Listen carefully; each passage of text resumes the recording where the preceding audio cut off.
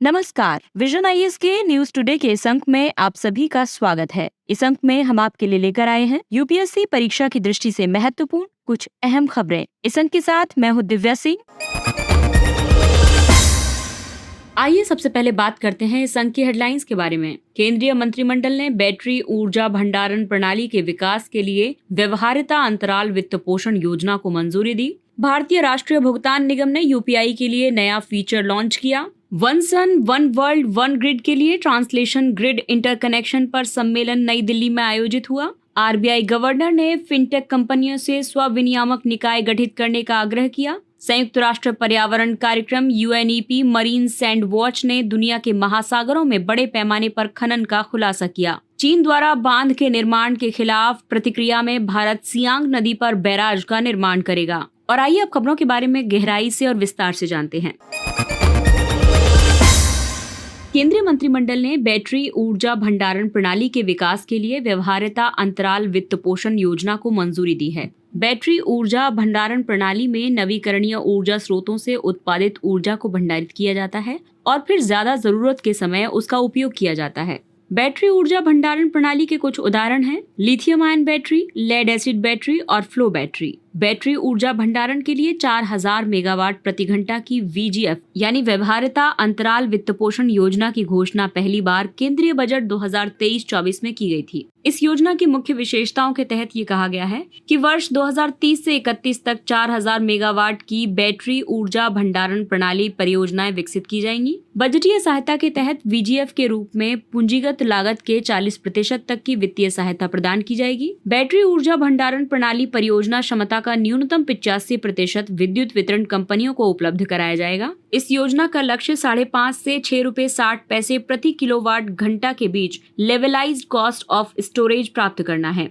इससे देश भर में बिजली की अधिकतम मांग को पूरा करने के लिए भंडारित नवीकरणीय ऊर्जा को एक व्यवहार्य विकल्प बनाया जा सकेगा। लेवलाइज्ड कॉस्ट ऑफ स्टोरेज किसी विद्युत उत्पादन संयंत्र की संपूर्ण उपयोग अवधि के लिए विद्युत उत्पादन की वर्तमान औसत लागत की माप है। ये केंद्रीय विद्युत मंत्रालय के तहत योजना है। बैटरी ऊर्जा भंडारण परियोजना कई रूप से सहायता करेगी। ये प्रणाली रिन्यूएबल एनर्जी स्रोतों से विद्युत उत्पादन में अनियमितता की स्थिति से निपटने में मदद करेगी। साथ ही ग्रिड से विद्युत की आपूर्ति को स्थिर बनाए रखने में मदद करेगी। रिन्यूएबल एनर्जी सोर्सेज के व्यापक एकीकरण को संभव बनाएगी। कार्बन उत्सर्जन कम होगा। इसके अलावा बिजली की अधिकतम मांग के समय आपूर्ति में कमी जैसी स्थिति से निपटने में सहायक होगी। भारत द्वारा इस संबंध में कई पहलें शुरू की गई हैं, जैसे कि ऊर्जा भंडारण प्रणालियों को बढ़ावा देने के लिए राष्ट्रीय फ्रेमवर्क तैयार किया गया है। ऊर्जा भंडारण प्रणालियों को कानूनी दर्जा प्रदान किया गया है। अब इसे विद्युत प्रणाली का हिस्सा माना जाता है। इसके अलावा ऊर्जा भंडारण प्रणालियों को अंतर्राज्यीय पारेषण प्रणाली शुल्क से छूट दी गई है। और अब बात करते हैं यूपीआई से संबंधित। भारतीय राष्ट्रीय भुगतान निगम एनपीसीआई ने यूपीआई के लिए नया फीचर लॉन्च किया है। यूपीआई कई बैंक खातों को एक एकल मोबाइल एप्लीकेशन में समाहित करता है और कुछ नियत बैंकिंग सेवाओं को सुविधा प्रदान करता है। इनमें धन का हस्तांतरण जैसी सुविधाएं शामिल हैं। यूपीआई का जो नया फीचर है उसके तहत यूपीआई पर क्रेडिट लाइन हो सकता है अब, यानी कि यूपीआई प्रणाली में लेन देन के लिए बैंकों द्वारा जारी पूर्व स्वीकृत क्रेडिट लाइंस को शामिल किया गया है। अभी तक यूपीआई प्रणाली के जरिए केवल बैंक खाते में जमा राशि का ही लेन देन किया जा सकता था, यानी कि अब इसके तहत आप कुछ सीमा तक उधार लेकर भी लेन देन कर सकेंगे। इसके अलावा अन्य फीचर्स हैं। बैंक डिजिटल क्रेडिट उत्पाद सृजित कर सकते हैं। इसमें ब्याज मुक्त क्रेडिट पीरियड की सुविधा रहेगी। साथ ही ऋण के लिए अनुरोध के लिए ग्राहक संपर्क चैनल होगा। वहीं यूपीआई लाइट एक्स के जरिए यूजर्स नियर फील्ड कम्युनिकेशन की सुविधा वाले किसी भी डिवाइस के माध्यम से ऑफलाइन धनराशि भेज और प्राप्त कर सकते हैं। यूपीआई टैप एंड पे के माध्यम से ये व्यापारियों के आउटलेट पर उपलब्ध एनएफसी की सुविधा वाले क्यूआर कोड के जरिए बिना पिन डाले एक टैप से भुगतान की सुविधा प्रदान करता है। आवाज के जरिए भुगतान हो सकेगा, जैसे कि हेलो यूपीआई। यूजर्स धन अंतरण के लिए केवल वॉइस कमांड देकर और यूपीआई पिन डालकर लेन देन पूरा कर सकते हैं। वहीं बिल पे कनेक्ट के जरिए ग्राहक केवल हाय संदेश भेजकर या मिस्ड कॉल देकर अपने बिल प्राप्त और भुगतान कर सकते हैं। ये नई सुविधाएं यूपीआई को प्रति माह 100 बिलियन लेन देन के लक्ष्य को प्राप्त करने में मदद करेंगी। साथ ही एक समावेशी और लचीला डिजिटल भुगतान इकोसिस्टम बनाने में भी मदद करेगी। एनपीसीआई और एनएफसी की अगर हम बात करें तो एनपीसीआई भारतीय भारतीय रिजर्व बैंक और भारतीय बैंक संघ की एक संयुक्त पहल है। ये भारत में खुदरा भुगतान और निपटान प्रणालियों के संचालन के लिए एक अम्ब्रेला संगठन है। इसने रुपे कार्ड, IMPS, UPI, भीम आधार और भारत बिल पे जैसे भुगतान उत्पाद लॉन्च किए हैं। वहीं NFC कम दूरी में कार्य करने वाली वायरलेस कनेक्टिविटी तकनीक है। ये दो उपकरणों को एक दूसरे के साथ संचार करने में सक्षम बनाने के लिए विद्युत चुंबकीय रेडियो क्षेत्रों के माध्यम से डेटा प्रसारित करती है। अगला टॉपिक है one sun one world one grid के लिए ट्रांसनेशनल ग्रिड इंटरकनेक्शन पर सम्मेलन नई दिल्ली में आयोजित हुआ है। सम्मेलन के दौरान केंद्रीय विद्युत मंत्री ने कहा कि OSOWOG 24 घंटे नवीकरणीय ऊर्जा की उपलब्धता को बहुत किफायती बना देगा। साथ ही इससे ऊर्जा भंडारण की आवश्यकता में भी कमी आएगी। OSOWOG पहल का उद्देश्य अलग अलग क्षेत्रीय ग्रिड्स को एक कॉमन ग्रिड से जोड़ना है। इसका रिन्यूएबल एनर्जी से उत्पादित विद्युत की आपूर्ति करने के लिए उपयोग किया जाएगा। साथ ही इससे रिन्यूएबल एनर्जी स्रोतों की क्षमता का उपयोग किया जा सकेगा।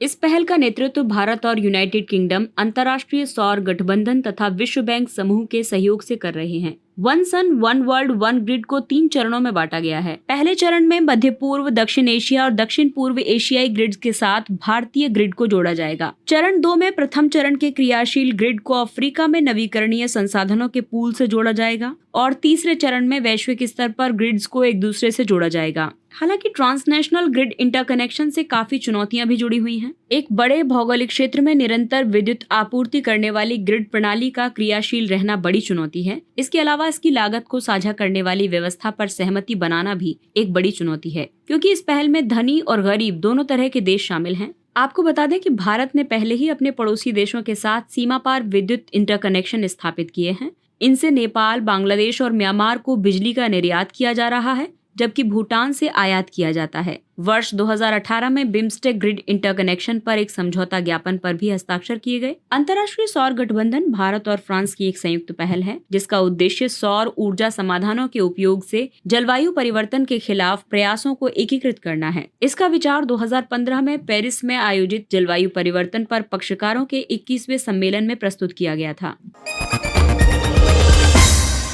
अगला टॉपिक है RBI गवर्नर ने फिनटेक कंपनियों से स्व विनियामक निकाय गठित करने का आग्रह किया है। फिनटेक यानी वित्त प्रौद्योगिकी ऐसे उद्योग जो वित्तीय प्रणालियों में नवाचार लाने और वित्तीय सेवाओं की आपूर्ति को और ज्यादा कुशल बनाने के लिए सूचना प्रौद्योगिकी का उपयोग करते हैं। ये अनुमान लगाया गया कि भारत का फिनटेक उद्योग 2030 तक $200 बिलियन का राजस्व सृजित कर सकता है। ये वैश्विक फिनटेक राजस्व में 13% का योगदान देगा। सबसे प्रमुख फिनटेक नवाचारों में शामिल है भुगतान, समाशोधन और निपटान, जमा, उधार और पूंजी जुटाना, बाजार प्रोविजनिंग, निवेश प्रबंधन, डेटा विश्लेषण और जोखिम प्रबंधन। दरअसल फिनटेक कंपनियों को विनियमित करने की जरूरत इसलिए है क्योंकि मध्यस्थता सुविधा प्रदान करने, मौजूदा कानूनों का अनुपालन सुनिश्चित करने और विनियमों को तकनीकी प्रगति के अनुरूप अनुकूलित करने के लिए इन सबको विनियमित करने की जरूरत है। वहीं वित्तीय स्थिरता बोर्ड जैसे निकायों की तर्ज पर कोई स्पष्ट अंतर्राष्ट्रीय विनियामक मानक या निकाय मौजूद नहीं है।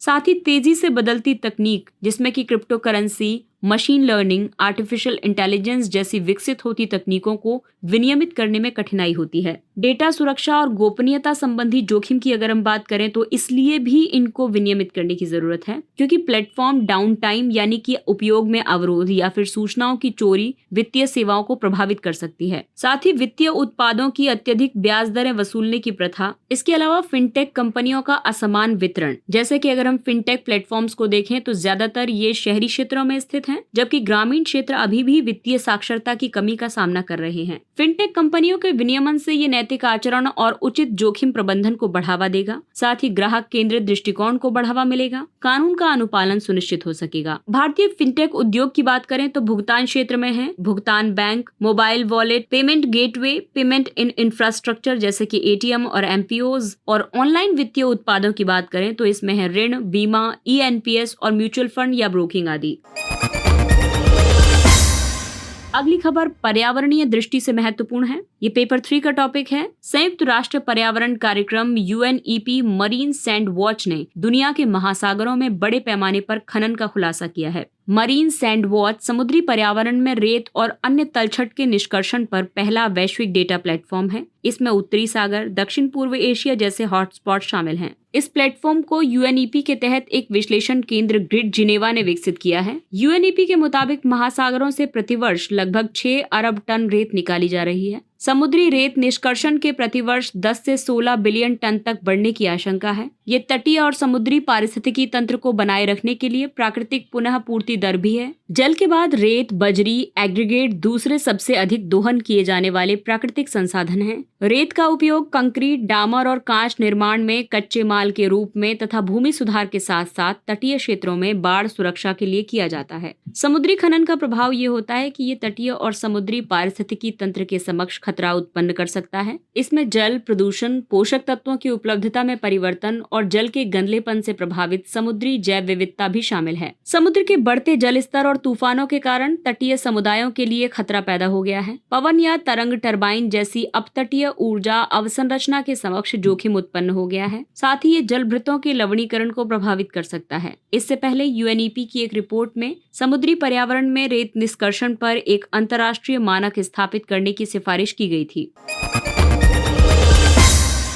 अगला टॉपिक है चीन द्वारा बांध के निर्माण के खिलाफ प्रतिक्रिया में भारत सियांग नदी पर बैराज का निर्माण करेगा। भारत ने तिब्बत क्षेत्र में चीन द्वारा बनाए जा रहे बांध से उत्पन्न खतरे को कम करने के लिए सियांग नदी पर एक बैराज बनाने का प्रस्ताव रखा है। सियांग नदी को चीन में यारलुंग जंगबो के नाम से जाना जाता है। ये ब्रह्मपुत्र की एक प्रमुख सहायक नदी है। ये ग्रेट बैंड के बाद अरुणाचल प्रदेश में प्रवेश करती है और इसके बाद ये लोहित और दिबांग नदियों में मिलकर ब्रह्मपुत्र का निर्माण करती है। आगे ये असम और बांग्लादेश से होकर बंगाल की खाड़ी में मिल जाती है। और अब जानते हैं कि चीन के मेगा डैम का भारत पर क्या प्रभाव पड़ेगा। जो बड़े बांध होते हैं यानी कि विशाल बांध नदियों द्वारा भारी मात्रा में लाई गई गाद को रोक सकते हैं, जिससे निचले इलाकों में भूमि की उर्वरता प्रभावित हो सकती है। विशेषकर शुष्क मौसम की अवधि में निचले इलाकों की ओर जल के प्रवाह में संभावित रूप से कमी आ सकती है। वहीं मानसून के दौरान ज्यादा जल छोड़े जाने से अचानक बाढ़ आने का खतरा उत्पन्न हो सकता है। इससे हिमालयी क्षेत्र में भूकंपीय संवेदनशीलता बढ़ सकती है। भारत और चीन के बीच जल के मुद्दों पर सहयोग के लिए कोई द्विपक्षीय या बहुपक्षीय संधि नहीं है। दोनों देशों ने हालांकि कई संधियों पर हस्ताक्षर किए हैं, जिसमें शामिल है वर्ष 2002 में ब्रह्मपुत्र नदी की जल विज्ञान संबंधी जानकारी साझा करने के लिए दोनों देशों ने एक समझौता ज्ञापन पर हस्ताक्षर किए थे। वर्ष 2010 में सतलज लैंगकेन जंगमो नदी से जुड़ी जल विज्ञान संबंधी जानकारी साझा करने के लिए एक समझौता ज्ञापन पर हस्ताक्षर किए गए थे। इसे 2015 में नवीनीकृत किया गया था।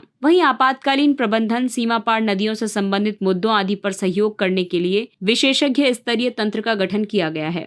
अगला टॉपिक है मैडॉग परियोजना। चीन द्वारा प्रस्तावित इस बांध परियोजना की विद्युत उत्पादन क्षमता 60 गीगावाट है। ये मध्य चीन में स्थित दुनिया के सबसे बड़े बांध थ्री गॉर्जेस डैम की क्षमता से लगभग 3 गुना ज्यादा है। भारत अरुणाचल प्रदेश में सियांग नदी पर 10 गीगावाट क्षमता का बांध बनाकर इसके खिलाफ प्रतिक्रिया कर सकता है। और आइए अब बात करते हैं कुछ अन्य महत्वपूर्ण सुर्खियों की। संसद सत्र। भारत के संविधान में विशेष सत्र शब्दावली का उल्लेख नहीं किया गया है। ये शब्दावली कभी कभी उन सत्रों के लिए उपयोग की जाती है जिन्हें सरकार विशेष अवसरों के लिए आहूत करती है। संविधान के अनुच्छेद 85 में 1 वर्ष से कम 2 बार संसद की बैठक का प्रावधान किया गया है। हालांकि इन 2 सत्रों के बीच 6 महीने से ज्यादा का अंतराल नहीं होना चाहिए। परंपरा के मुताबिक संसद के 1 वर्ष में 3 सत्र होते हैं। हालांकि उपयुक्त प्रावधान संसद को अधिक सत्र आहूत करने से नहीं रोकता है। इन्हीं अतिरिक्त सत्रों को विशेष सत्र कहा जाता है। संसदीय मामलों की मंत्रिय स्तरीय समिति संसद के सत्रों की तारीख और अवधि निर्धारित करती है। इसके बाद राष्ट्रपति सत्र के लिए सांसदों को आमंत्रित करता है। अगला टॉपिक है चुनावी खर्च। हाल ही में अलग अलग राजनीतिक दलों ने मध्य प्रदेश विधानसभा चुनाव की घोषणा से कुछ हफ्तों पहले अपने उम्मीदवारों के नामों की घोषणा की। इस कदम ने निर्वाचन आयोग के चुनाव व्यय निगरानी नियमों की खामियों को उजागर किया है। ये नियम उम्मीदवारों का नामांकन दाखिल होने के बाद ही उनके व्यय के लेखांकन का प्रावधान करते हैं, न कि चुनाव की घोषणा होने की तिथि से। लोक प्रतिनिधित्व अधिनियम यानी RPA 1951 की धारा 77 के उपबंध 1 के अनुसार उम्मीदवारों से अपेक्षा की जाती है कि वे नामांकन की तारीख से लेकर चुनाव परिणाम घोषित होने की तारीख तक अपने खर्च का हिसाब रखें। चुनाव खर्च के लिए निर्धारित अधिकतम सीमा से ज्यादा खर्च करना आरपीए 1951 की धारा 123 के उपबंध 6 के तहत भ्रष्ट आचरण माना जाता है। आयुष लोक स्वास्थ्य कार्यक्रम। केंद्रीय आयुष मंत्री ने कई आयुष स्वास्थ्य कार्यक्रमों को मजबूत करने की बात कही है, जिसमें शामिल है आयुर्विद्या। इसका उद्देश्य 75,000 स्कूलों में स्कूली बच्चों द्वारा आयुष के माध्यम से स्वस्थ जीवन शैली अपनाने को बढ़ावा देना है। इसके अलावा सुप्रजा, जिसका उद्देश्य भ्रूण और माता दोनों के लिए मातृ एवं नवजात शिशु संबंधी सहायता प्रदान करना है। वयोमित्र, इसका उद्देश्य बुजुर्गों को वृद्धावस्था संबंधी स्वास्थ्य देखभाल सेवाएं प्रदान करना है। साथ ही करुण्या, जिसका उद्देश्य उपशामक यानी पैलिएटिव देखभाल प्रदान करना है। और अगला टॉपिक है मधुमक्खी। एक अध्ययन से ये पता चलता है कि रोगाणुरोधी प्रतिरोध का पता लगाने के लिए मधुमक्खियों का उपयोग बायोमॉनिटर के रूप में किया जा सकता है। बायोमॉनिटर अपने आसपास के वातावरण की गुणवत्ता का संकेत देने वाले जीव होते हैं। मधुमक्खियां एक रानी मधुमक्खी के नेतृत्व वाली कॉलोनियों में रहती हैं। मधुमक्खियां 3 प्रकार की होती हैं। एक होती है रानी मधुमक्खी, ये कॉलोनी या झुंड की मुखिया और सबसे बड़ी मधुमक्खी होती है। दूसरी होती है वर्कर मधुमक्खी, ये मादा मधुमक्खी होती है जिनके डंक होते हैं। और तीसरी होती है ड्रोन मधुमक्खी, ये नर मधुमक्खी होती है जिनका कोई डंक नहीं होता है। वर्कर मधुमक्खियां आपस में संवाद करने के लिए वेगल नृत्य करती हैं। वर्कर मधुमक्खियां रॉयल जेली स्रावित करती हैं। इसे मधुमक्खी का दूध भी कहा जाता है। इसका उपयोग विशेष रूप से नई रानी मधुमक्खी के पोषण के लिए किया जाता है।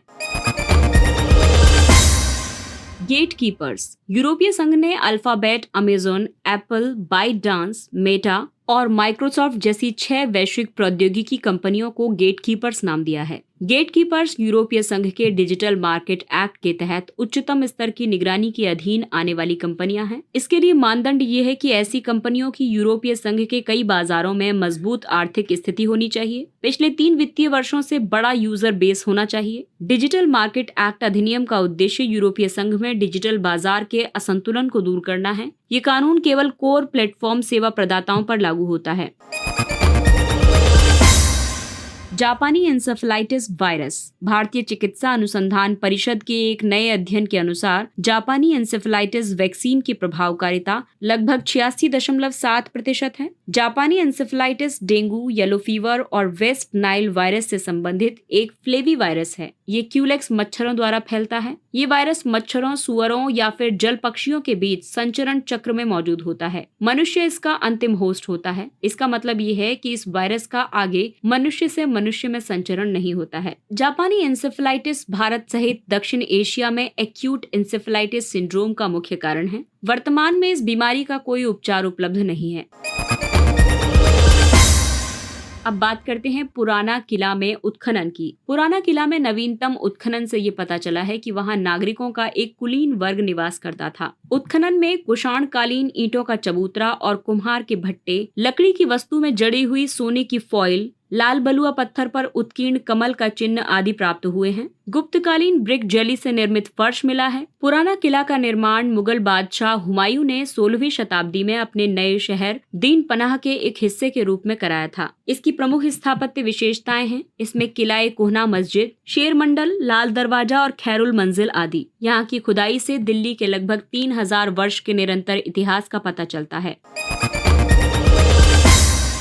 और आइए बात करते हैं सुर्खियों में रहे स्थलों के बारे में। सूडान, यहाँ की राजधानी खार्तूम है। संयुक्त राष्ट्र शरणार्थी उच्चायुक्त ने गृह युद्ध का सामना कर रहे सूडान की सहायता के लिए $1 अरब जुटाने की अपील की है। ये उत्तर पूर्वी अफ्रीका में स्थित है। इसकी सीमाएं मिस्र, लीबिया, चाड, मध्य अफ्रीकी गणराज्य, दक्षिण सूडान, इथियोपिया और इरिट्रिया से लगती हैं। दक्षिण सूडान 2011 में इससे अलग हो गया था। सूडान लाल सागर में सऊदी अरब के साथ अपनी समुद्री सीमा साझा करता है। सूडान की सबसे ऊंची चोटी डेरिबा काल्डेरा है, जो कि जेबेल मार्रा पर्वत का हिस्सा है। यहाँ की प्रमुख नदी है नील नदी। सफेद और नीली नील खार्तूम में मिल जाती है। और सूडान की प्रमुख झीलें हैं कुंडी, अब्यद और तुरदत अल रहद। इसके साथ ही ये अंक समाप्त होता है। अगले अंक में फिर मुलाकात होगी कुछ अन्य महत्वपूर्ण खबरों के साथ। तब तक अपने लक्ष्य के लिए तत्पर रहिए। और अगर आपको हमारा कंटेंट अच्छा लगता है तो इसे लाइक, सब्सक्राइब और शेयर जरूर करें। और अब हमें यानी विजन IAS की पूरी टीम को दीजिए इजाजत। नमस्कार।